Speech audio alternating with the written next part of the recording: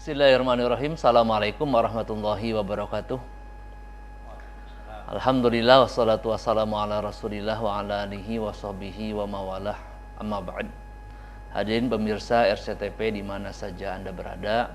Alhamdulillah wa syukurillah ala nikmatillah, pada kesempatan sore hari ini kami dari LP2M YIN Syekh Nurjati Cirebon kembali menyapa pemirsa di program Ramadan Menyapa. Dan alhamdulillah pada kesempatan sore hari ini, ya, di hari yang ke-10 di bulan suci Ramadan, ya, tepatnya hari Sabtu tanggal 1 April tahun 2023, LP2M kembali, ya, melaksanakan kegiatan program Ramadan Menyapa. Dan alhamdulillah untuk materi kita yang pertama di hari ini, yaitu kita akan membahas terkait dengan tema terapeutik sufistik puasa dan tazkiyatun nafas. Insyaallah di tengah-tengah kita telah hadir narasumber kita, yaitu yang terhormat Bapak Profesor Dr. Hajam MAG. Ya, beliau adalah Wakil Rektor 3 YIN Syekh Nurjati Cirebon. Selamat sore, Prof. Ya, gimana kabarnya, Prof? Alhamdulillah sehat, Pak Jaja. Alhamdulillah sehat, Prof. Sehat, alhamdulillah. Ya, kita kembali lagi, Prof, di program Ramadan Menyapa. Alhamdulillah setiap tahun kita selalu bersama terus seperti ini. Ya. Istiqomah, ya. Iya, tema kita hari ini kita akan membahas terkait dengan terapeutik sufistik puasa dan tazkiyatun nafas, ya. Kita ada dua materi, ya. Kita akan membahas kira-kira sebetulnya terapi puasa itu sebetulnya apa, kan gitu, ya. Manfaatnya seperti apa, dan bagi kita yang melaksanakan puasa saat ini kira-kira seberapa urgensi, ya, sehingga puasa itu betul-betul bisa dirasakan baik itu secara jasmani dan rohani, ya, kira-kira seperti itu, Prof.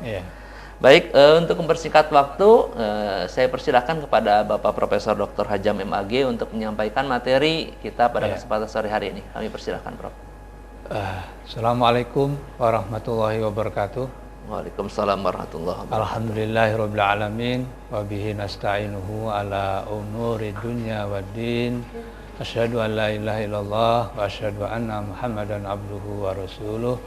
Allahumma shalli wa sallim wa barik ala sayyidina Muhammadin wa ala alihi wa sahbihi ajmain. Amma ba'du. Qala Allah Ta'ala fil Qur'anil Karim, a'udzu billahi minasyaitonir rajim. Bismillahirrahmanirrahim. Ya ayyuhalladzina amanu kutiba alaikumusiyam kama kutiba alal ladzina min qablikum la'allakum tattaqun.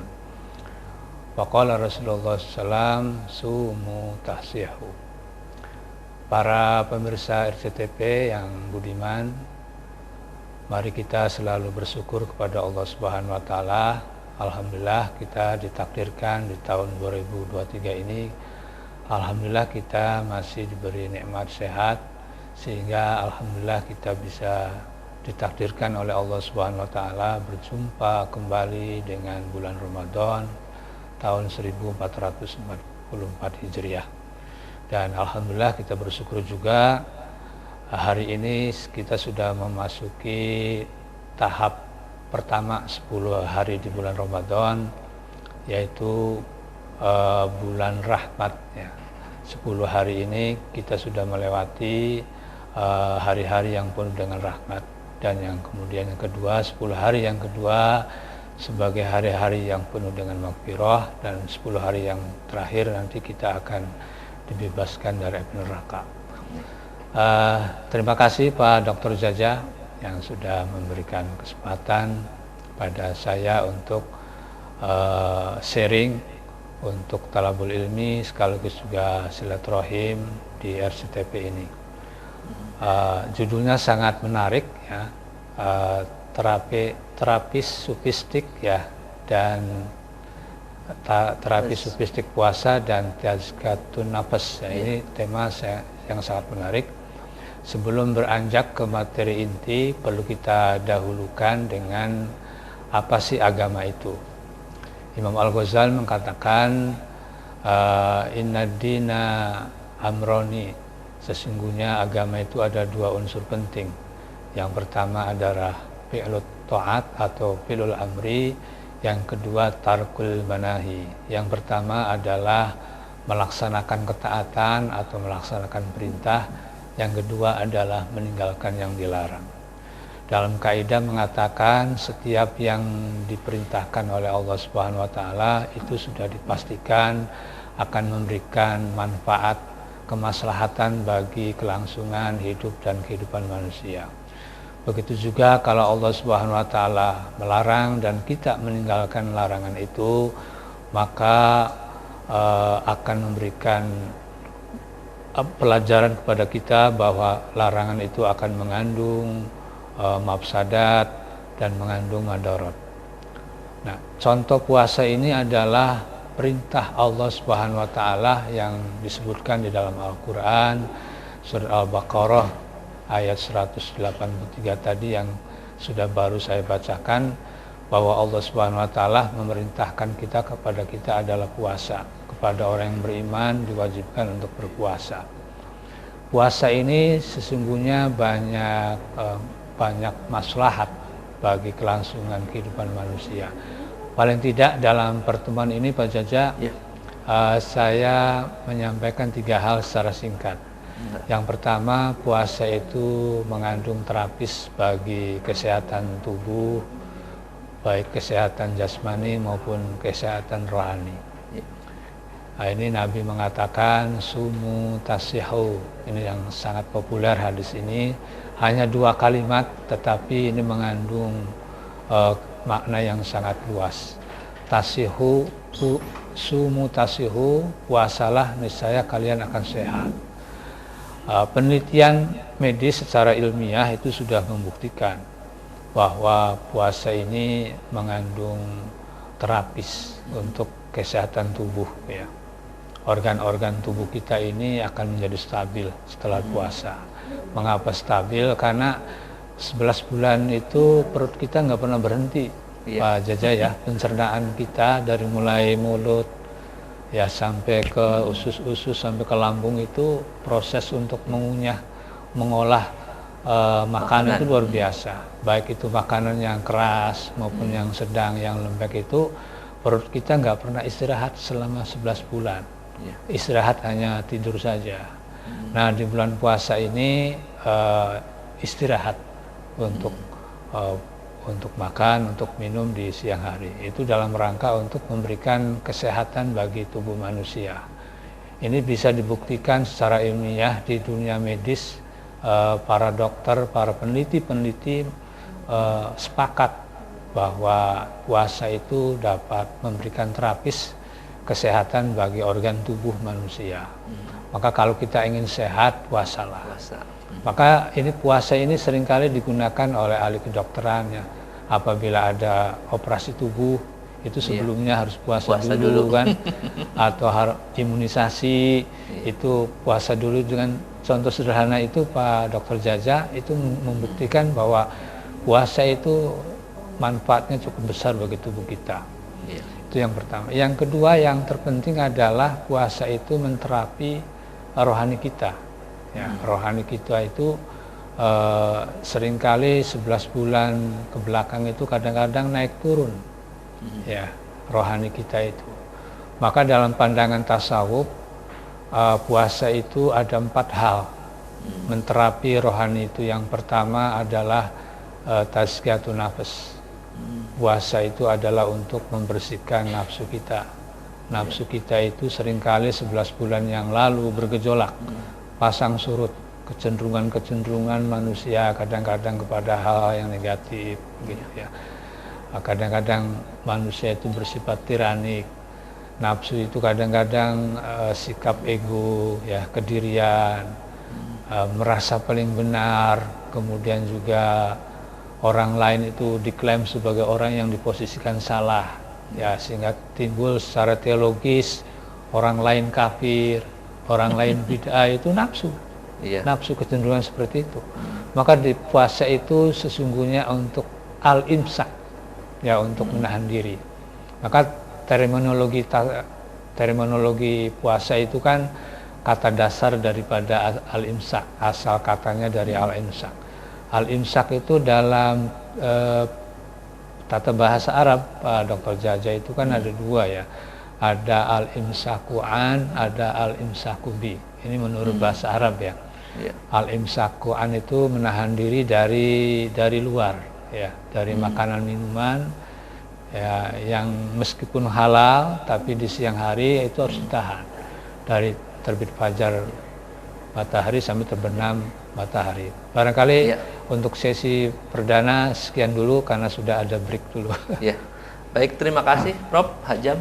Materi kita sangat menarik sekali ya. Tadi sudah dijelaskan bahwa salah satu manfaat puasa itu digunakan sebagai terapi ya, baik itu terapi lahir maupun batin ya, atau terapi jasmaniah dan rohaniah. Materi ini sangat menarik sekali. Nanti kita akan ungkap kembali setelah jeda-jeda iklan berikut ini.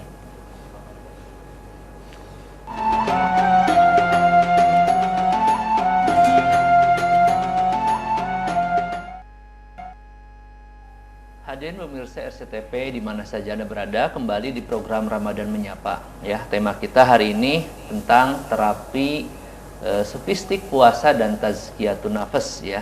Tadi narasumber sudah menjelaskan bagaimana manfaat dari terapi puasa dan makna dari puasa itu adalah al-imsak yang mungkin setelah ini kita akan ulas kembali. Ya, maknanya seperti apa dan hubungannya nanti kalau menurut Imam Al-Ghazali itu kan ada 3 tingkatan puasa, Prof ya. Nah, ini menahan diri itu tidak hanya sekedar makan dan minum saja ya, yang betul. Katanya umum, khusus dan khusus ya. Itu seperti apa, Prof? Mangga.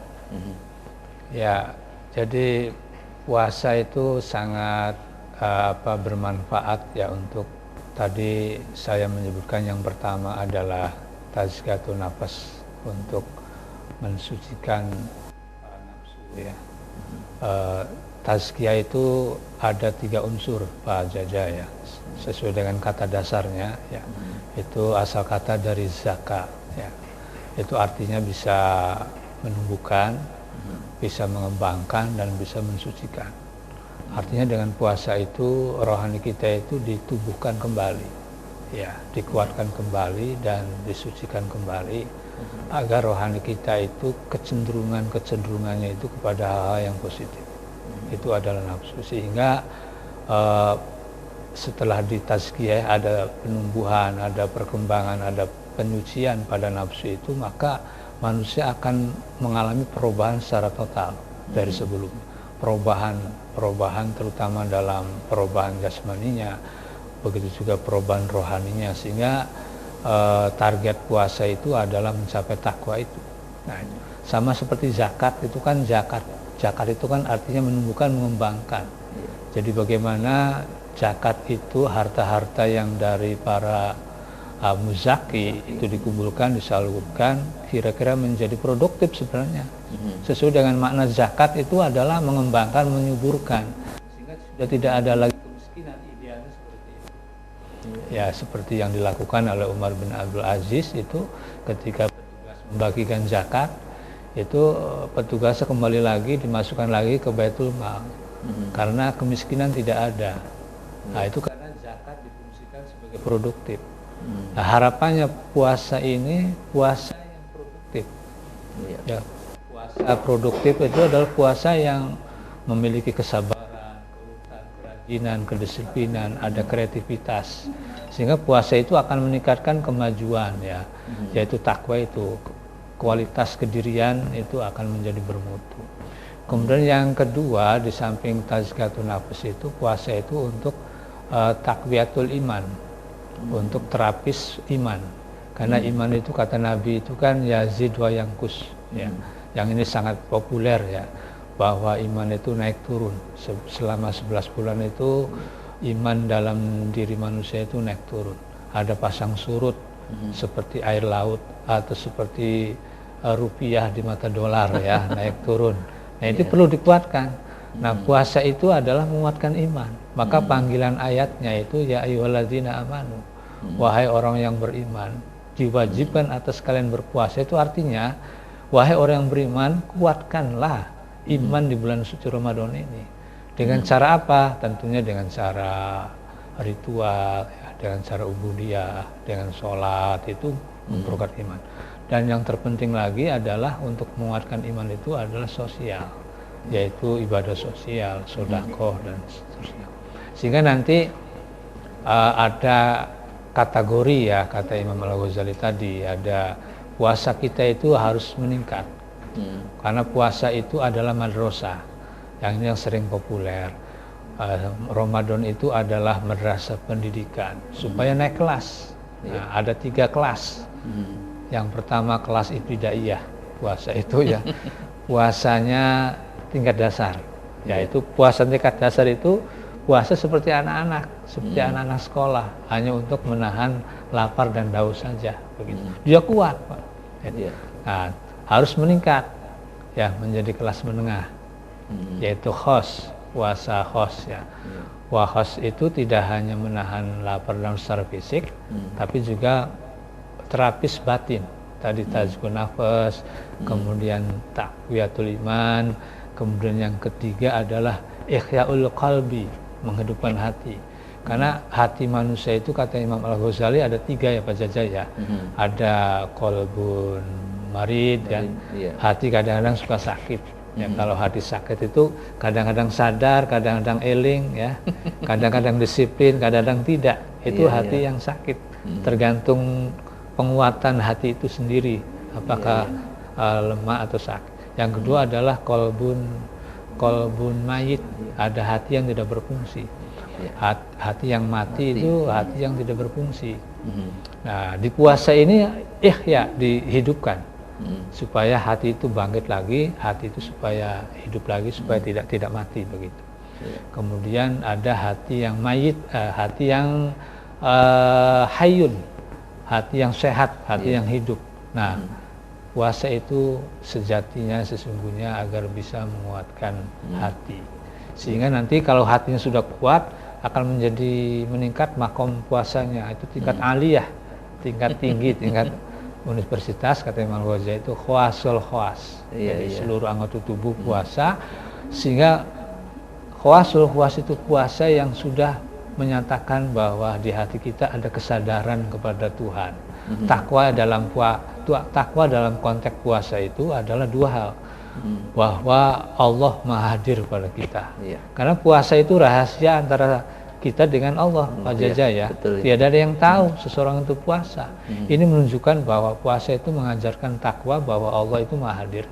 Yang kedua, puasa itu menyadarkan kepada kita kesadaran kepada Allah Subhanahu wa taala, sehingga setelah puasa itu adalah memiliki kesadaran kepada Tuhan, yaitu dengan bersifat Tuhan, dengan berakhlak Tuhan. Kata Nabi, tahallaku bi akhlaqillah, berakhlaklah dengan akhlak Tuhan.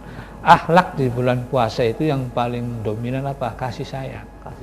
Menebarkan rahmah, menebarkan keberkahan, dan menebarkan kasih sayang. Itu puasa yang sudah mencapai tingkat khawasul. Dan ini tentunya sangat berat. Perlu banyak riyadhah, banyak latihan, perlu banyak mujahadah. Saya kira itu Pak Jaja. Barangkali pemirsa ada yang mau ditanyakan. Ya, ini tema kita menarik sekali. Ini barangkali pemirsa di rumah ada yang mau bertanya kepada kami yang ada di sini, silahkan ya bisa menghubungi di 0231 482138 atau juga bisa lewat via chat ya di 081911397127 ya. Nah, tadi Rob sudah menyampaikan terkait dengan 3 tingkatan puasa ya menurut Imam Al-Ghazali itu. Nah, ketika seorang berpuasa tidak hanya sekedar menahan diri dari makan dan minum, lalu yang kedua itu panca indera ya. Itu berarti sebaiknya kita berpuasa itu seperti apa, Prof? Kalau misalkan panca indera kita harus berpuasa juga sampai kolbu kita juga berpuasa gitu. Betul ya. Jadi intinya menahan diri itu Pak Jaja. Jadi panca indera kita itu kan bisa menjadi sumber rahmat dan juga bisa menjadi sumber laknat kalau menurut orang-orang para sufi itu ya. Di dalam kitab Bidayatul Hidayah itu ada 5 atau 7 ya panca indera itu yang harus kita rawat, kita jaga, harus kita puasa, ya harus kita jaga. Ini tentunya ini lebih pada spiritual, lebih pada akhlak ya, lebih pada moral itu ya, seperti pandangan-pandangan mata kita itu harus memang betul-betul dijaga. Mata kita, kemudian telinga kita, intinya bahwa semua panca indera yang kita miliki ini harus dijaga dari hal-hal yang negatif. Negatif, Gitu. ya. Maka kata Nabi itu ada hadis mengatakan begini Pak Jaja, ala adulukum ala abwabil jannah.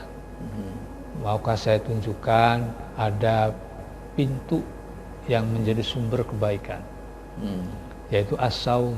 As-saum junnatun. Puasa itu adalah benteng, perisai. Nah, perisai itu ada 3 kategori. Yang pertama, perisai untuk menjaga perbuatan kita, panca indera kita dari hal-hal yang merusak dirinya, termasuk merusak lingkungan, begitu. Termasuk ya terutama mulut ini. Ini di puasa ini harus betul-betul menjadi prioritas menjaga mulut ini ya. Umburan-umburan kebencian. Apalagi sekarang tahun-tahun politik, biar kontekstual ya Pak Jaja ya.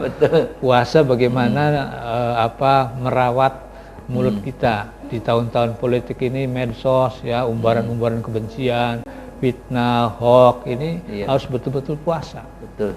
Iya.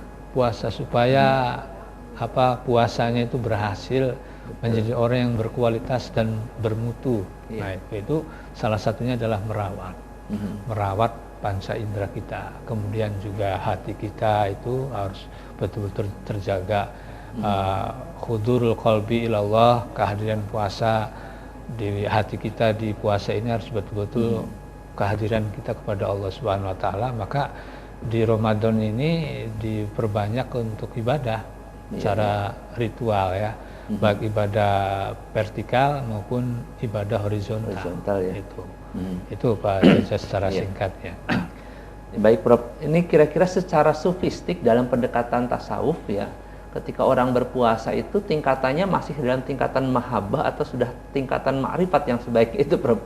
Iya, memang idealnya ya puasa itu betul ada tingkatan makom mahabbah, karena tadi yang saya katakan bahwa Ramadan adalah madrasah. Madrasah kurikulumnya itu adalah salah satunya adalah kasih sayang, ada cinta, ada kepedulian dengan sesama ya.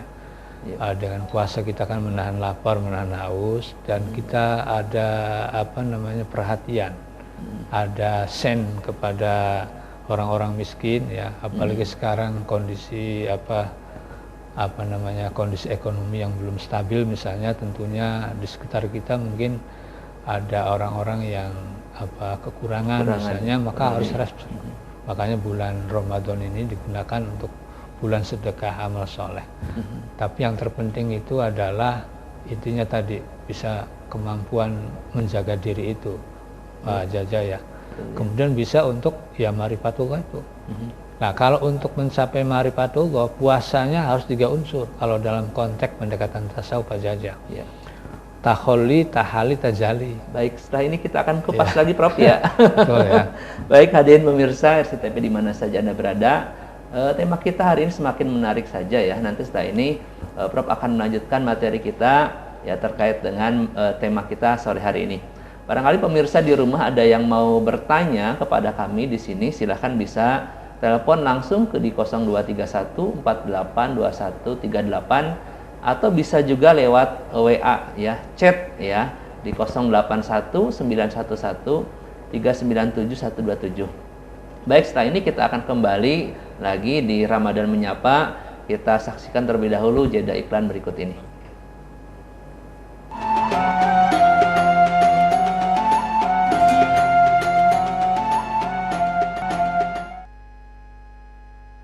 Pemirsa RCTP di mana saja Anda berada, kembali dengan kami di program Ramadan Menyapa. Ya, tadi Prof sudah menyampaikan dengan jelas ya terkait dengan terapi, terkait dengan sofistik, bahkan puasa ini bagaimana kita menumbuhkan sebuah kesadaran ya, kecintaan kita kepada Allah Subhanahu wa taala dengan berbagai tingkatan-tingkatan atau mahabbahnya. Termasuk juga melahirkan sifat-sifat yang sifat-sifat ini sebetulnya bukan sifat para wali, kita juga sebetulnya mampu ya. Dalam bahasa lain ada sifat takhalli, takhali dengan sifat tajali. Nah, itu barangkali bisa disampaikan ke pemirsa Prof, seperti apa sifat-sifat seperti itu. Tahali tajalli ini Pak Dr. Jaja ini sebagai pendekatan para sufi dalam pembentukan rohani, ya, pembentukan moral itu harus melalui 3 tahapan sebagai cara metode untuk bisa suluk, ya, itu harus ada perbaikan pada diri kita, yaitu dengan cara yang pertama tahalli. Puasa juga ini bisa tahalli. Puasa itu sarana media yang paling tepat, akurat itu untuk proses tahalli. Tahalli itu artinya mengosongkan hal-hal yang negatif. Maka di bulan Ramadan itu harus kosong hal-hal yang negatif itu. Idealnya di bulan Ramadan itu sudah tidak ada lagi kejahatan, tidak ada lagi tawuran, tidak ada lagi konflik, perselisihan, perpecahan, karena sudah tahalli. Idealnya begitu. Iya. Itu tidak ada orang yang makan siang, ya, kecuali yang musafir. Ya. Iya. Kecuali yang musafir itu harus tahalli sebenarnya, harus mengosongkan. Apalagi di tahun politik ini, ya, suhu sudah mulai memanas, itu harus tahalli, harus mengosongkan.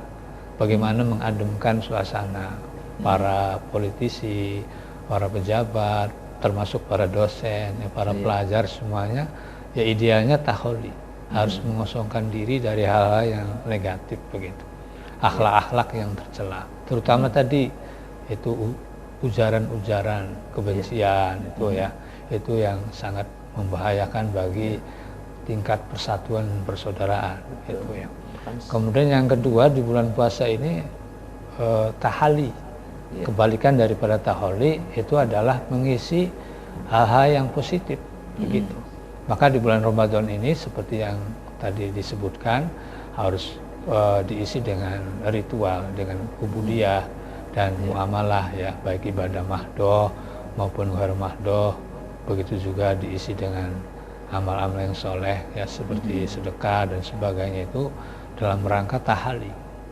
Nah, kalau manusia sudah tahalli dan tahalli itu, maka akan berhasil menjadi tajalli, Pak Jaja. Tajalli itu manifestasi atau wujud kedirian kita, akan kepekaan, ya, keterbukaan, ada komunikasi, ada transendental dan spiritual kepada Tuhan, itu namanya tahalli.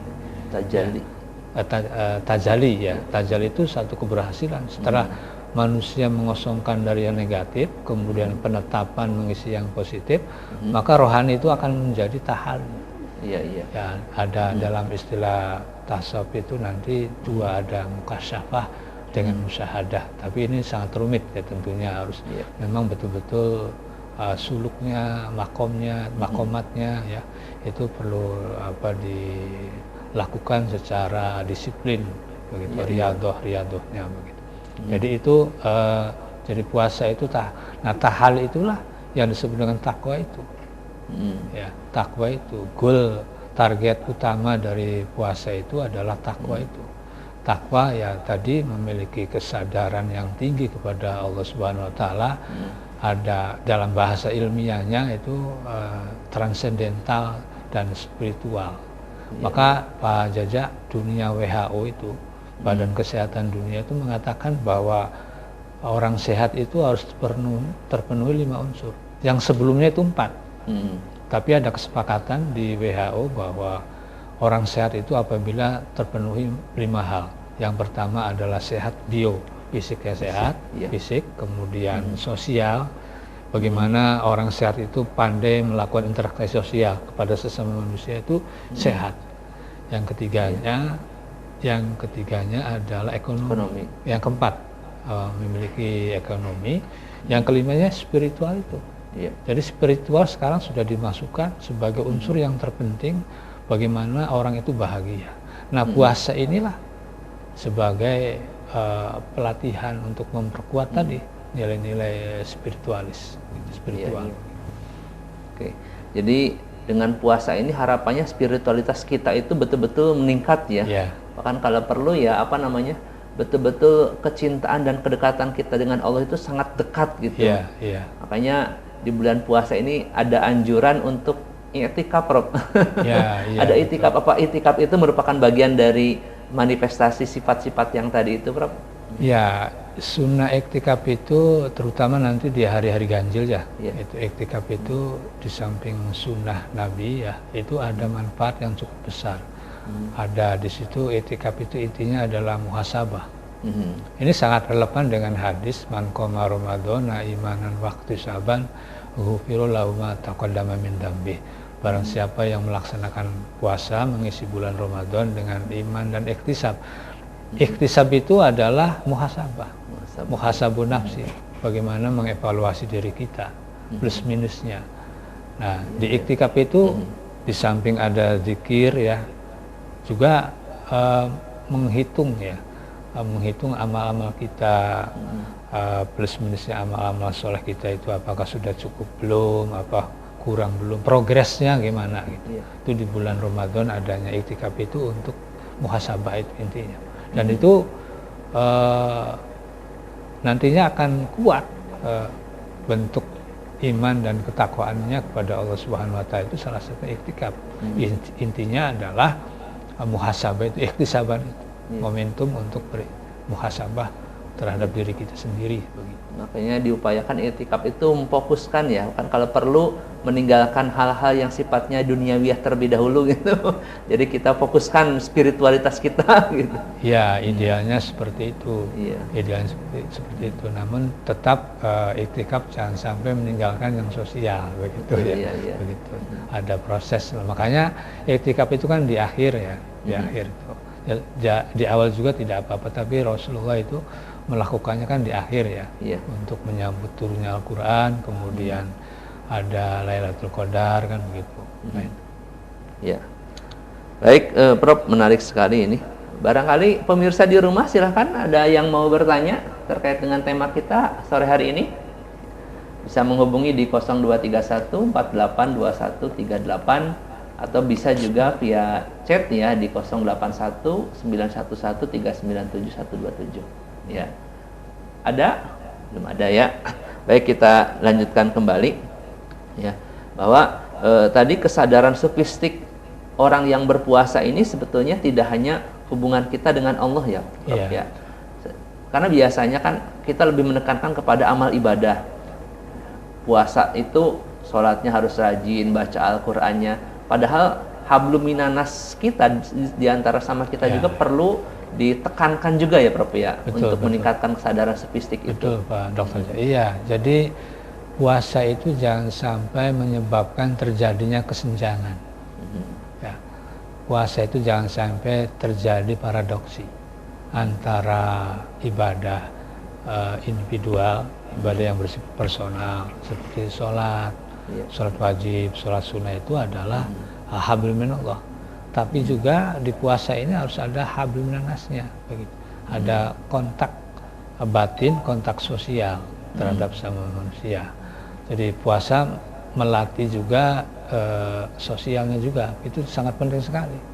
Bahkan kan Nabi mengatakan kamin shaimin laisa lahu min syamihi ilal atas walju, kan gitu ya. Betapa banyak orang yang berpuasa tapi tidak bernilai apa-apa karena puasanya terjadi kesenjangan, hanya ritual fisik saja tapi melupakan yang sosial.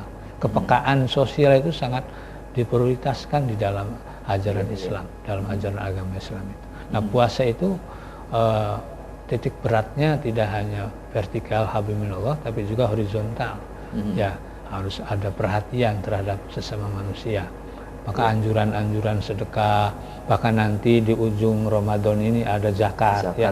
Ada zakat fitrah, itu menunjukkan bahwa ajaran puasa atau Ramadan itu, madrasah Ramadan itu keseimbangan. Tidak ada terjadi kesenjangan, ada terintegrasi antara ibadah yang bersifat personal dan ibadah yang bersifat sosial. Bahkan ibadah sosial itu sangat menentukan. Sangat menentukan kualitas puasa itu. Makanya tadi ada akhlak ya, ada akhlak moral, ada moral individual dan juga ada moral sosial. Itu ada penuh dengan perhatian dengan sesama manusia. Kata Nabi, malam yahtam bi amril muslimin pada samini. Siapa yang tidak ada kepedulian, kepekaan terhadap sesama manusia, apalagi dengan sesama muslim, maka tidak diklaim sebagai umat saya, kata Nabi. Jadi ibadah puasa ini melatih kepekaan sosial, gitu. Kesadaran. Jadi ada kesadaran vertikal, ada kesadaran horizontal.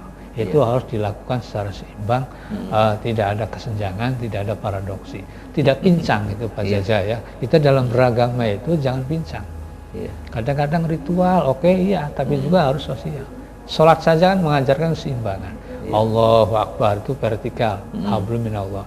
Begitu selesai sholat, Assalamualaikum warahmatullahi wabarakatuh, kan menebarkan keselamatan, menebarkan kasih sayang, menebarkan keberkahan, itu kan sosial, sebelah kanan, sebelah kiri, sehingga tidak ada kesenjangan. Betul. Itu, Pak. Bahkan indikator orang yang bertakwa juga termasuknya sosial dimensinya, Prof. Iya, sosial. Ya. Baik, Prof. Nanti kita akan lanjutkan kembali, masih satu segmen lagi. Terakhir, ya. Baik, hadirin pemirsa RCTP di mana saja Anda berada, ya sangat menarik sekali tema kita pada sore hari ini. Kita akan kembali lagi setelah jeda iklan berikut ini.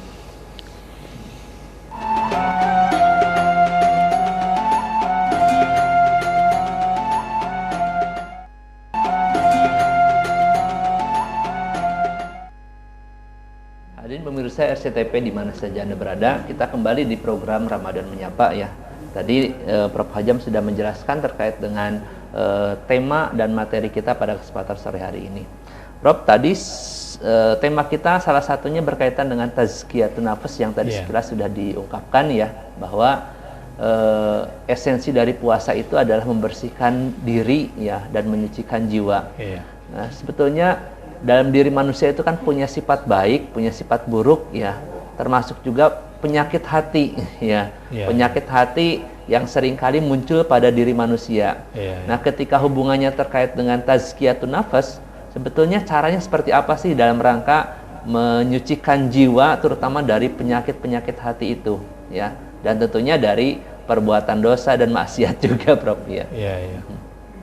Jadi memang nafsu ini luar biasa Pak Jajaya. Sampai kata nafsu di dalam Al-Quran itu dalam surat As-Sammas itu menjadi sumpah, menjadi kata sumpah Allah dengan nafsu. Wa nafsi wa ma sawaha, kan ya, dan demi nafsu dan yang menyempurnakannya. Nah, di situ nafsu itu ada dua kecenderungan, ada fa'alhama fujurha wa taqwaha ya. Ada kecenderungan kepada fujur, ada kecenderungan kepada takwa. Fujur itu ya hal-hal yang negatif ya. Nah, di sini perlu ada tazkiyatun nafas itu, membersihkan fujur, nafsu yang cenderung kepada fujur. Ya harus ya itu tadi, ada tahali itu. Nah, nafsu-nafsu yang yang kecenderungannya kepada egois ya. Kemudian nafsu-nafsu jahat, jelek ya pada diri manusia ya. Misalnya ada riya, kemudian hasud, takabur, sombong, itu perlu ditazkiyah ya. Caranya dua. Yang pertama, cara untuk membersihkan sifat-sifat ini harus harus sungguh-sungguh ya, sungguh-sungguh bagaimana bahwa sifat-sifat itu bisa membahayakan bagi tubuh sendiri dan juga bisa membahayakan bagi kerohaniaan jiwa itu sendiri. Kalau manusia itu dihinggapi penyakit-penyakit amrodul qulub atau penyakit-penyakit hati itu. Cara yang keduanya ya harus ada pembersihan. Harus tazkiyah itu yang tadi disebutkan, ada bagaimana nafsu-nafsu yang kotor itu harus dibersihkan. Cara pembersihannya tentunya adalah dengan taubat. Taubat ini menjadi tazkiyatun nafas yang pertama, sehingga para sufi bahwa taubat ini menjadi makomat yang pertama. Taubat itu ada dua, ada taubat pemikiran, taubat pikiran dan taubat perbuatan. Taubat pikiran itu harus merubah bahwa kecenderungan kita harus thinking, harus positif begitu. Kemudian juga taubat pikiran itu menetapkan tujuan hidup kita itu apa. Sebab pikiran itu kan akan melahirkan ucapan. pikiran akan melahirkan perbuatan. Kalau pikirannya negatif, maka ucapan dan perbuatannya juga negatif. Maka ada positif negatif, ada positif, ada negatif gitu ya. Maka kata ulama tasawuf itu harus yang pertama tobat pikiran. Yang kedua adalah tobat perbuatan. Nah, perbuatan juga kita harus tobat, harus kembali kepada yang positif. Nah, itu kalau dalam Kasbul Mahjub itu ada tobat, ada inabah, ada aubah, itu tingkatannya. Taubat perbuatan itu. Yang pertama taubat perbuatan itu minal maksiat ila taat. Dari maksiat kepada ketaatan. Tadinya hidupnya penuh dengan pelanggaran ya Pak Jaja ya. Misalnya kita berdua dosen nih, malas ngajar, datang terlambat, itu harus kepada taat, disiplin gitu.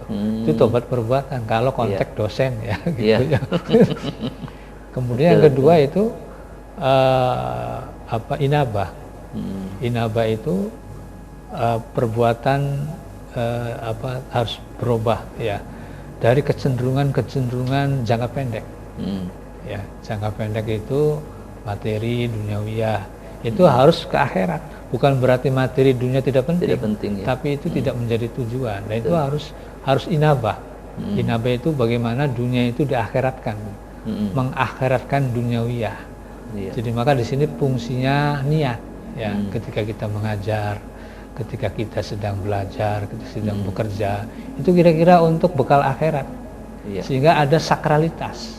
Meskipun kita ini pekerjaannya duniawiyah material, tapi kalau diniati dengan lillahi ta'ala, itu akan menjadi sakral. Tidak hanya pekerjaan yang profan, semua pekerjaan profesinya apapun. Jadi tidak hanya mengejar unsur-unsur profannya Pak Jaja ya, tapi harus ada unsur sakralnya. Begitu. Apalagi mengajar, begitu juga berdagang. Berdagang kelihatannya profan. Ya, tapi bisa menjadi sakral kalau berdagang itu niat untuk untuk bersedekah gitu ya. Itu jadi itu inabah. Yang keempat, yang ketiga itu tobat itu aubah, tobat perbuatan itu. Aubah itu menghilangkan kedirian Pak Jaja ya. Pemusatan kedirian itu yang ya merasa paling benar. Orang lain salah itu harus dirubah karena sikap kedirian, sikap ego itu dalam pandangan tasawuf akan menghijab kepada Allah Subhanahu Wa Taala, akan membatasi akan terhalang kalau kita tidak bisa transendental kepada Tuhan, kalau kita dikuasai oleh sikap ego itu. Sombong, apalagi egonya menjadi Tuhannya kan. Aro'aita manitakhoda hawahu ilahan. Ada orang yang menjadikan hawa nafsunya, egonya menjadi Tuhan, itu bisa bahaya. Karena ego itu sifat nida dan didda, sifat yang bertentangan dan berlawanan terhadap Tuhan. Nah, di sini perlunya kita ada kerendahan hati, tawadu itu. Itu caranya Pak Jaja. Jadi intinya kita harus betul-betul rendah hati ya. Iya, itu. Nah, puasa itu untuk mengerem ego kita sebenarnya. Ya, mengerem ego kita. Itu menjadi merendahkan. Menjadi rendah. Jadi kalau puasa masih sombong, masih takabur ya, masih ya itu harus muhasabah lagi. Ya, puasanya tidak bermakna. Tidak bermakna betul Prof ya. Iya. Baik. Barangkali masih ada pemirsa di rumah, silakan, masih ada waktu yang mau bertanya langsung kepada kami di sini. Ya, bisa telepon langsung di 0231 482138 atau bisa juga lewat chat ya di 081 911 397 127. Ya. Tadi sudah Prof Hajam sudah menjelaskan bagaimana cara membersihkan hati dan jiwa dari penyakit hati ya, termasuk juga perbuatan dosa dan maksiat. Nah, harapannya kan kita di akhir Ramadan itu kita kembali suci ya Prof ya. Setelah itu semua kita lakukan, mengosongkan jiwa, mengisinya, ya kita kembali menjadi orang yang suci lagi atau baru lagi. Itu seperti itu Prof akhirnya itu. Iya, betul Pak Jaja ya. Jadi nanti kalau kita sudah Ramadannya berhasil, puasanya berhasil, dan mudah-mudahan kita semua di tahun 2023 ini puasa yang berhasil, puasa yang terbaik dari sebelumnya, sehingga nanti mendapatkan Idul Fitri. Idul Fitri itu kan sama-sama kita tahu bahwa Idul Fitri itu adalah kembali kepada fitrah. Fitrah itu apa? Itulah tauhid itu. Nah, tauhid itu dua, ada kesatuan dan ada persatuan begitu. Jadi kesatuan kita dengan Allah Subhanahu wa taala, hablum minallah gitu. Persatuan dengan sesama manusia, tauhid sosial. Jadi ada tauhid individual, ada tauhid sosial. Tauhid individualnya setelah kita digembleng oleh puasa, oleh ibadah-ibadah di bulan puasa, kemudian ada sedekah, ada zakat mal, ada zakat fitrah, itu dalam rangka fitrah kembali kepada sucian agar memiliki kepekaan sosial itu saja. Jadi fitrah itu vertikal dan horizontal, dan nilai-nilai kesucian. Maka harta kita harus disucikannya dengan zakat. Jadi Idul Fitri satu puncak keberhasilan manusia di dalam Ramadan, di dalam berpuasa, itu intinya agar kita kembali kepada tauhid. Gitu. Betul ya. Tauhid individual dan tauhid sosial. Jadi apa namanya yang tadi disampaikan di awal itu, ya tidak hanya sekedar menahan diri dari makan dan minum, tapi betul-betul esensinya itu dapat gitu ketika dia melaksanakan puasa itu. Kemudian berkaitan dengan apa namanya tazkiyatun nafas, itu kan menyucikan jiwa, Prof, ya.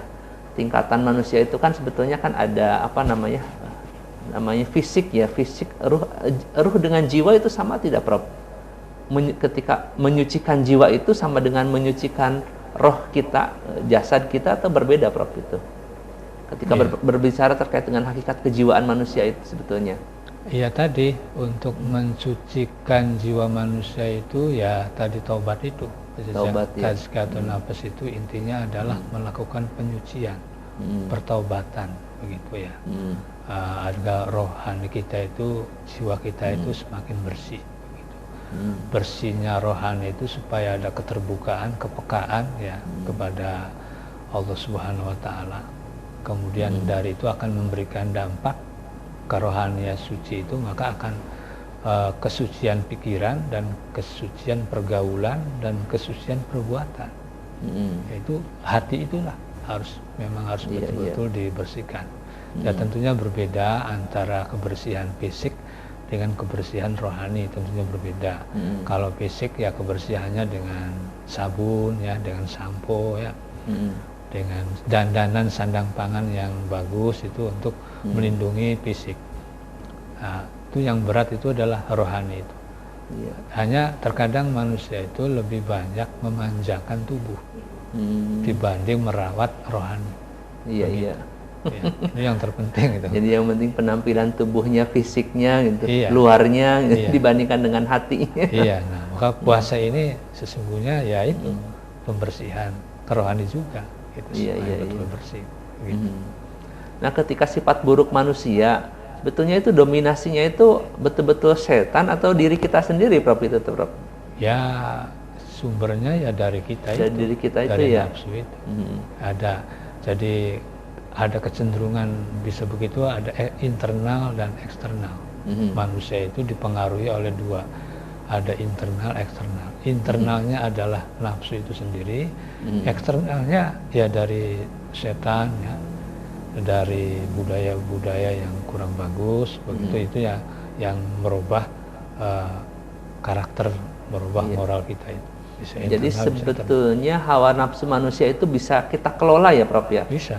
Jadi kalau positif bisa positif, kalau negatif jadi negatif, seperti itu. Maka kan ada macam-macam nafsu ya. Ada nafsu lawama, ada nafsu amarah, kan ada nafsu mutmainnah. Nah, yang perlu dititik beratkan itu adalah yang puncak nafsu yang positif itu adalah nafsu tingkat kesempurnaan, yaitu mutmainnah. Nah, tentunya ini sangat berat, ya sangat berat. Maka harus nafsu amarahnya memang harus dikendalikan. Tapi menghilangkan nafsu susah, Pak Jaja. Berarti tidak bisa dihilangkan. Tidak bisa. Yang penting itu mengendalikan. Al-imsak itu menahan dirinya itu. Bisa mengontrol. seimbang. Iya. Jangan nafsu itu nafsu negatif jangan mendominasi kita. Paling kita seperti nafsu, makanya kata hadis atau syair itu nafsu itu ibaratnya kuda. Ya, kuda yang lari kencang itu kan kalau kita nggak bisa mengendalikan, kita bisa bahaya. Gitu. Iya. Maka jangan sampai kita dikuasai, tapi harus kita menguasai. Iya. Makanya puasa ini kita harus bisa mengendalikan hawa nafsu, ya. Iya, betul. Bukan menghilangkan hawa nafsu. Iya, jangan sampai diri kita itu terpenjara oleh hawa nafsu. Tetapi kita itu harus menguasai, ya, mengendalikan hawa nafsu. Ini makanya perlu ada kontrol itu. Kecerdasan emosional, ya, kecerdasan spiritual itu, ya, dalam konteks ilmu-ilmu modern itu sangat penting. Iman itulah sebagai kontrolnya. Begitu. Baik Prof, ini nampaknya waktu kita bentar lagi akan selesai nih Prof, tidak terasa. Barangkali di sesi yang terakhir langsung kesimpulan ya. Atau break dulu ya. Ya, kita langsung kesimpulan ya. Baik. Kita akan menyimpulkan ya dari materi kita hari ini terkait dengan tema kita terapi sufistik puasa dan tazkiyatun nafas. Kami persilakan Prof untuk menyimpulkan materi yang sudah kita bahas tadi.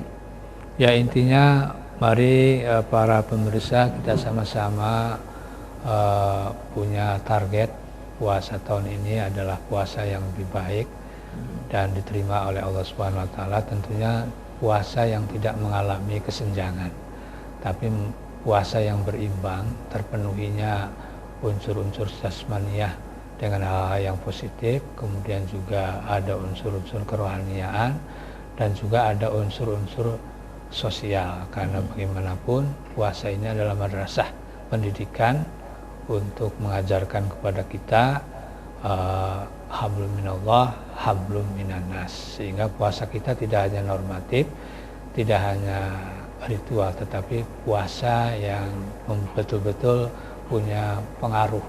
Jadi kalau kita simpulkan 3, yang pertama fikus siang, ya, fikih puasa perlu kita kuasai, ya, intinya menahan lapar dan haus. Yang kedua adalah hakikatus siang, hakikat puasa itu intinya adalah menahan diri. Yang ketiganya adalah asarus siang, ada dampak positif, ada pengaruh dari puasa itu kepada kehidupan sosial. Itu kira-kira Pak Jaja. Baik, terima kasih Prof. Ya, hadirin pemirsa RCTP di mana saja Anda berada, itulah tema kita ya terkait dengan terapi sufistik puasa dan tazkiyatun nafas, ya. Intinya tadi dari hasil materi kita hari ini, ya, bagaimana puasa yang kita lakukan ini bagaimana bisa mengendalikan hawa nafsu, tahu manfaat puasa, bahwa puasa ini bisa menjadi obat, baik obat secara lahir maupun obat secara batin, dan bagaimana esensi puasa juga bisa membersihkan diri kita dari penyakit hati, dari kebersihan jiwa, ya, sehingga betul-betul tazkiyatun nafas itu ada pada diri kita, ya. Baik, itu saja materi kita pada kesempatan sore hari ini. Saya atas nama pembawa acara kurang dan lebihnya mohon maaf yang sebesar-besarnya. Wallahu muwaffiq ila aqwamit thoriq. Wassalamualaikum warahmatullahi wabarakatuh. Waalaikumsalam warahmatullahi wabarakatuh.